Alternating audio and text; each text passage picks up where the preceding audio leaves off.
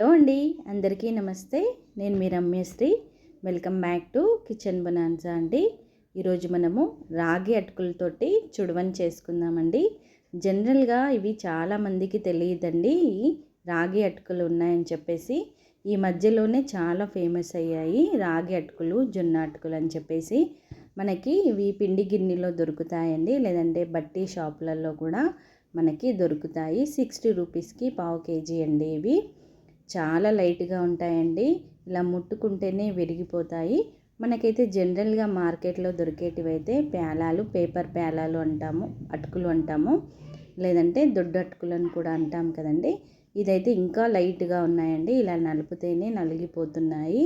ఇప్పుడు వీటిని మనము చుడవని తయారు చేసుకుందామండి. చాలా లైట్గా ఉంటుంది, డైజెషన్కి కూడా ఎలాంటి ప్రాబ్లం అవ్వదండి. చిన్నపిల్లల నుంచి పెద్దవాళ్ళ వరకు అయితే మనం తినేయచ్చు. ఎలాంటి కడుపు నొప్పి ఎలాంటి ఇబ్బంది కూడా కలగదండి ఈ చుడవ తిన్నారనుకోండి. ఇప్పుడు స్టవ్ వెలిగించేసి ఒక కడాయి పెట్టుకున్నాం కదండి. ఒక 3 టేబుల్ స్పూన్ల వరకు ఆయిల్ వేసి, ఆయిల్ వేడెక్కాక 1 టేబుల్ స్పూన్ వరకు అయితే ఆవాలు జీలకర్ర వేసానండి. ఆవాలు జీలకర్ర మంచిగా చిటపటలాడాక ఇప్పుడు సగం కప్పు వరకు అయితే పల్లీలను వేస్తున్నానండి. ఒక 2-3 నిమిషాల పాటు లో ఫ్లేమ్లోనే పల్లీలని మంచిగా దూరగా వేయించుకుందామండి. పల్లీలని ఎప్పుడు కూడా మనము లో ఫ్లేమ్లోనే ఒక 2-3 నిమిషాల పైననే టైం పడుతుందండి వేయించుకోవడానికి. మంచి కలర్ వచ్చేంత వరకు వేయించుకోవాలి. ఇప్పుడు పల్లీలు వేగిపోయాయి కదండి. ఇప్పుడు దానిలోకి సగం కప్పు వరకు అయితే పుట్నాలండి, పుట్నాలను కూడా వేస్తున్నాను నేను ఇక్కడ.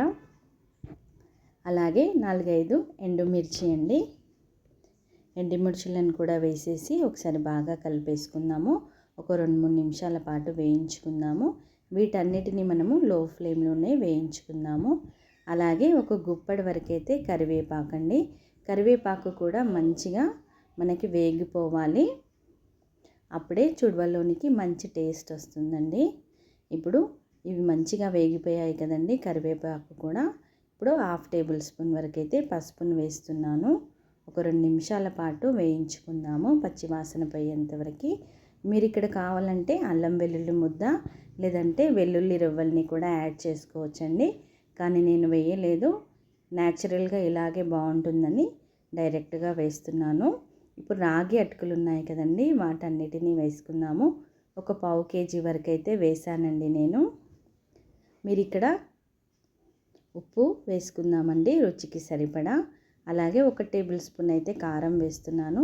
మీకు కారం ఇష్టం లేదనుకోండి, స్కిప్ చేసేసేయండి. ఇప్పుడు ఆ మసాలా మొత్తము రాగి అటుకులకి బాగా పట్టేలాగా కలుపుకుందామండి. మీరు కడాయి బదులు ఇక్కడ గిన్నె కూడా పెట్టుకొని అటుకులని వేయించుకోవచ్చండి. ఇక్కడ కడాయిలో నాకు కొంచెం ఇబ్బంది అవ్వింది కలపడానికి, చూసారు కదా కింద పడిపోతుంది. గిన్నెలో వేయించుకుంటే మనకి కింద పడే అవకాశం ఉండదండి. ఒక 2-3 నిమిషాల పాటు మనము లో ఫ్లేమ్లో వేయించుకుందాము, ఆ మసాలా అనేది బాగా పట్టేలాగా. మీరు ఇక్కడ కావాలంటే చాట్ మసాలా, ధనియాల పొడి అలాంటివి కూడా వేసుకోవచ్చు, కానీ ఇలా కూడా చాలా బాగుంటుందండి. మీరు కూడా ఒకసారి తప్పకుండా ట్రై చేయండి. ఇప్పుడు ఒక 2-3 నిమిషాల పాటు వేయించుకుందాము.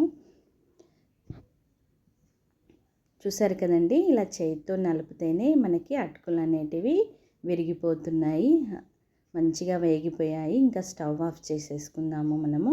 స్టవ్ ఆఫ్ చేసేసుకొని సర్వ్ చేసుకోవడమేనండి. మీరు ఉల్లిపాయతో కూడా తినేయచ్చండి ఇది, లేదంటే డైరెక్ట్ కూడా తినేయచ్చు. అలాగే చాలా బాగుంటుందండి. మీరు కూడా ఒకసారి తప్పకుండా ట్రై చేయండి. Please subscribe to my channel.